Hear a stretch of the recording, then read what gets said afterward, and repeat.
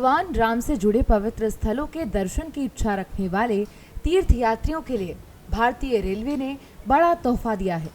भारतीय रेलवे खानपान एवं पर्यटन निगम यानी कि IRCTC अब 25 जुलाई से रामायण यात्रा ट्रेन का संचालन शुरू करने जा रही है। दिल्ली के सफदरजंग स्टेशन से चलेगी और श्रद्धालुओं को अयोध्या, प्रयागराज, चित्रकूट से लेकर रामेश्वरम तक प्रभु राम के जीवन से जुड़े ऐतिहासिक तीर्थ स्थलों के दर्शन भी कराएगी।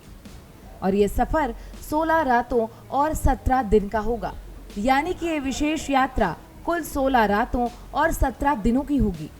सफदरजंग स्टेशन से रवाना होकर ट्रेन सबसे पहले अयोध्या पहुंचेगी, जहां श्रद्धालुओं को राम जन्मभूमि, हनुमानगढ़ी और राम की पैड़ी के दर्शन कराए जाएंगे। इसके बाद नंदीग्राम, जनकपुर यानी कि नेपाल में जो है, सीतामढ़ी, बक्सर, वाराणसी, प्रयागराज, श्रृंगवेरपुर, चित्रकूट, नासिक, हम्पी होते हुए यात्रा रामेश्वरम तक पहुंचेगी। देखिए 25 जुलाई से रामायण यात्रा ट्रेन हम लोग प्रारंभ कर रहे हैं।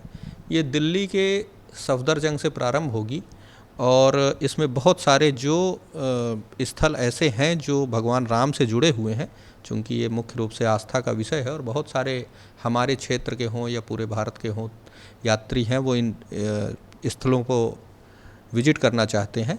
तो IRCTC एक योजना लेके आया है। हम लोग 25 जुलाई से प्रारंभ कर रहे हैं। दिल्ली सफदरजंग से प्रारंभ होगी ये ट्रेन और अयोध्या, प्रयागराज, चित्रकूट, सीतामढ़ी, श्रृंगवेरपुर, नासिक, हम्पी होते हुए रामेश्वरम जाएगी। तो बहुत सारे जो ये धार्मिक स्थल हैं इनको कवर करेगी। इसमें NCR के अगर देखा जाए तो प्रयागराज और चित्रकूट ये मुख्य रूप से स्थल हैं जो कवर हो रहे हैं। और हम लोग प्रयागराज में इनको त्रिवेणी संगम, हनुमान मंदिर, भरद्वाज आश्रम, श्रृंगवेरपुर में जो श्रृंगी ऋषि का मंदिर है, चित्रकूट में गुप्त गोदावरी, रामघाट, सती अनसुईया, ये सारे स्थलों का भ्रमण कराएंगे।